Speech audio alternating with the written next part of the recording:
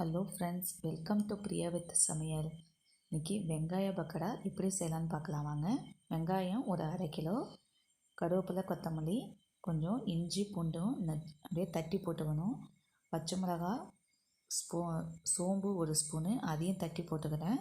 நாட்டு கொத்தமல்லி அதையும் நல்லா தட்டி போட்டுக்கணும். மிளகாய்த்தூள் 1 ஸ்பூன், உப்பு தேவையான அளவு. உங்களுக்கு பச்சை மிளகாயும் காரத்துக்கு ஏற்ப நீங்கள் போட்டுக்கலாம். எல்லாத்தையும் நல்லா பிசைஞ்சுக்குங்க. இதில் நல்லா கடலை மாவு 2 கப்பு நான் போட்டிருக்கேன். அதையும் நல்லா பிசைஞ்சுக்கலாம். இப்போதைக்கு தண்ணி ஊற்றணும்னு தேவையில்லை. எல்லாத்தையும் நல்லா பிசைஞ்சுக்கலாம். அரிசி மாவு 1 கப்பு. நான் அதை கையாலேயே சும்மா எடுத்து நான் போடுறேன். நல்லா தண்ணி விடாமல் இப்போதைக்கு நல்லா பிசைஞ்சுக்கலாம். ஒரு 2 டேபிள் ஸ்பூன் நல்லா எண்ணெய், சூடான எண்ணெய் கொஞ்சம் ஊற்றிக்கலாம். நல்லா எண்ணெய் ஊற்றி பிசைஞ்சிட்டு தண்ணி தெளித்து தான் நம்ம பிசைஞ்சு வச்சுக்கணும். இது நல்லா கொஞ்சம் நல்லா கெட்டியாக தான் இருக்கணும். இப்போ எண்ணெய் சூடாகிடுச்சு. நம்ம இப்போ வெங்காய பக்கோடா போட ஸ்டார்ட் பண்ணிட்டோம்.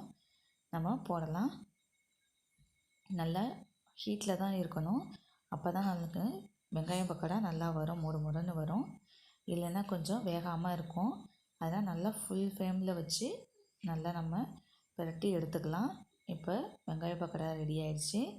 நம்ம 1 டைம் எடுத்து நான் வச்சுட்டு அடுத்ததும் நான் வெங்காய பக்கோடா நான் போடுறேன். இது நல்லா மழை நேரத்தில் நல்லாயிருக்கும். மத்தியானம் லஞ்சுக்கும் நல்லா நம்ம இதை சாப்பிட்லாம், ஸ்நாக்ஸாகவும் சாப்பிட்லாம். இப்போ நம்ம எடுத்தாச்சு. நெக்ஸ்ட் இதுவும் நான் போடுறேன். போட்டு எடுத்துட்டேன் நான். இதை நம்ம கொஞ்சம் ஸ்டோர் பண்ணியும் வேணால் வச்சுக்கலாம். வச்சுருந்து மறுநாள் சாப்பிட்டுக்கலாம். நல்லா மொறுன்னு இருக்கும்.